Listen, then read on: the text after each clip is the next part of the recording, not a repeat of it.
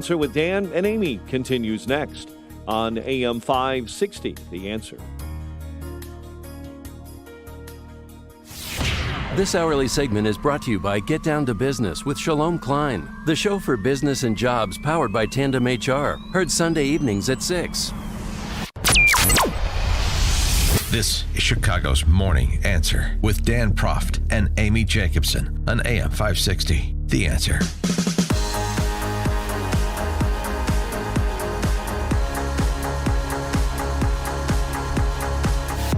Good morning, Dan and Amy. I got some good news for you. CPS strike is over? Oh, that's old news. Bill and Hillary were at getting Georgetown University. They're going to renew their vows. Yeah. No, that's not it. Oh, shoot. I wanted to go. I wanted to be the ring bearer.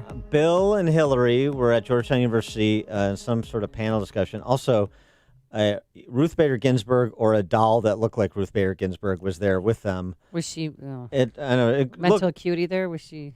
I don't know. I don't know that she was able to speak. It looked remarkably lifelike. Anyway, Bill, the former flirt in chief, sent a tingle down Chris Matthews' leg with this one. God, she may or may not ever run for anything, but I can't legally run for president again. She may or may not, and she was right there with him. Oh, did they hold hands?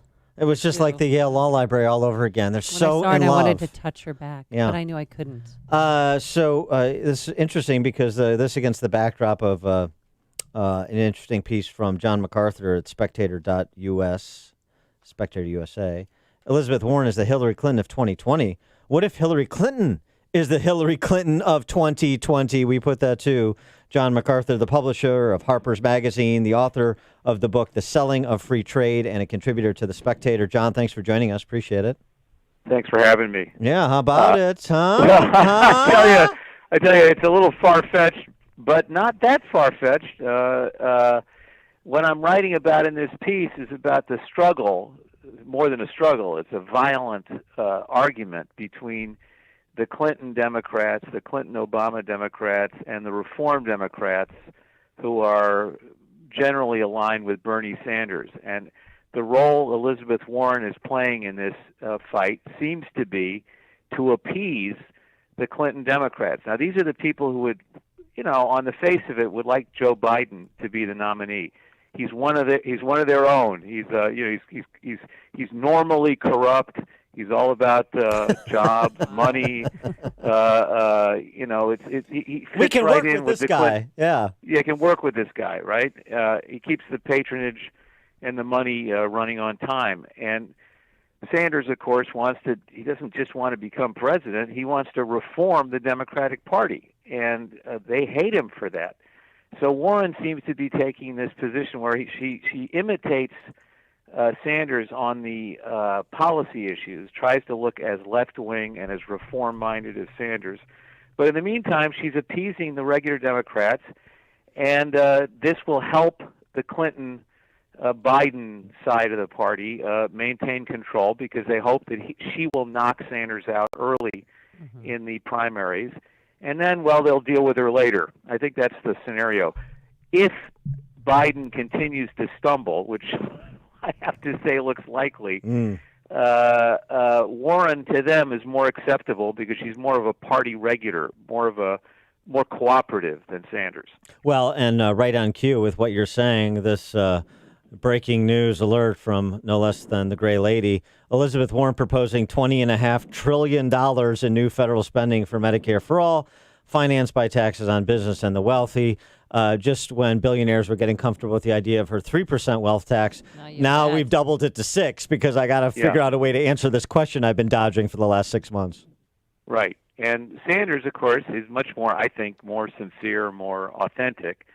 Has said, it's going to cost more money in taxes, and I hope it's going to reduce health care costs.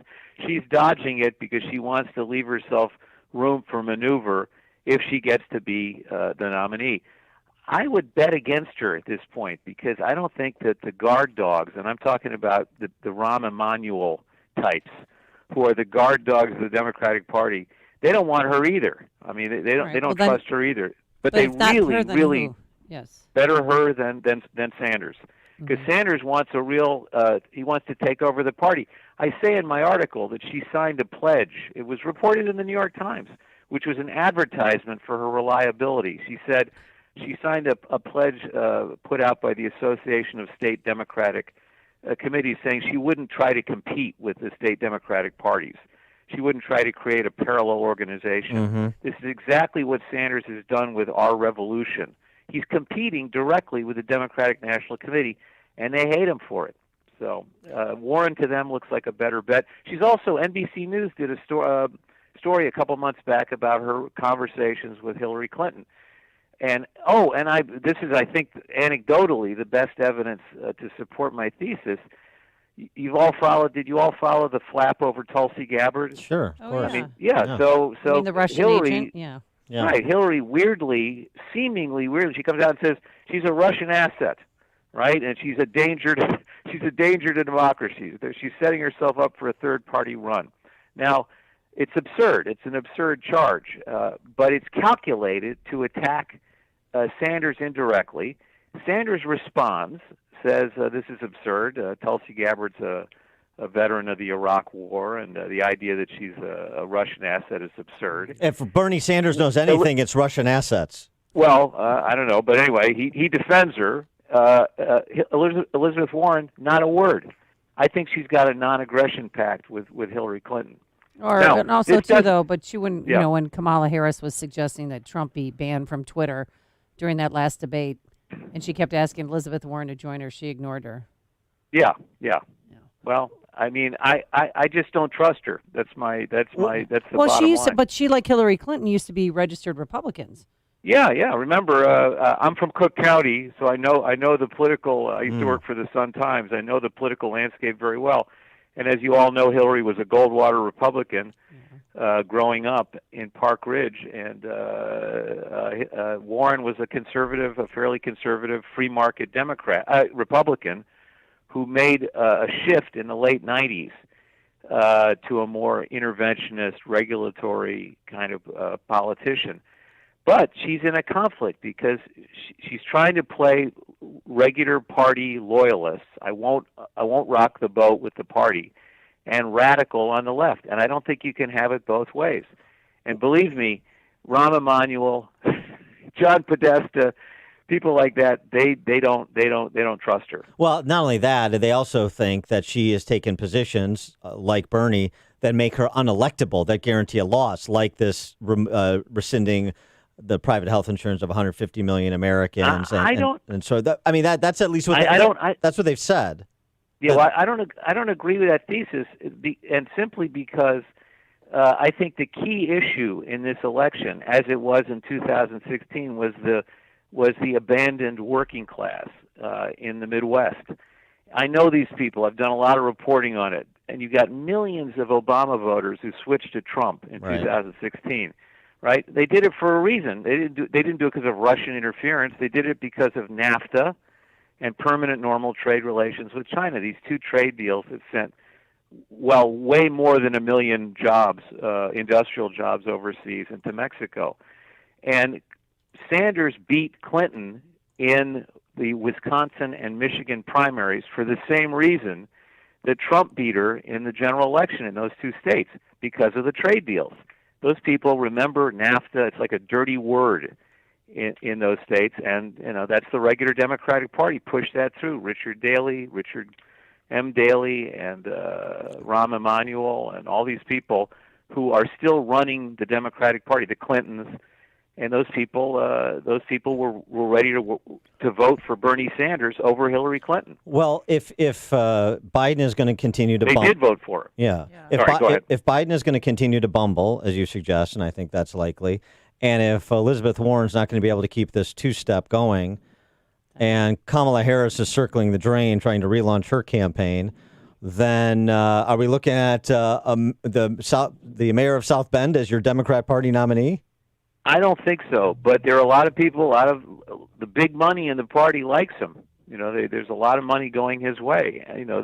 This is the crazy thing in the Democratic Party. There's a total split between the billionaire class that supports the Wall Street people who support the party, who pay for the campaigns, and the base, which is more and more left-wing, more and more anti-Wall Street. And I don't know how they're going to reconcile it. There's going to be a bloodletting, and the bloodletting is going to benefit Trump if he survives impeachment.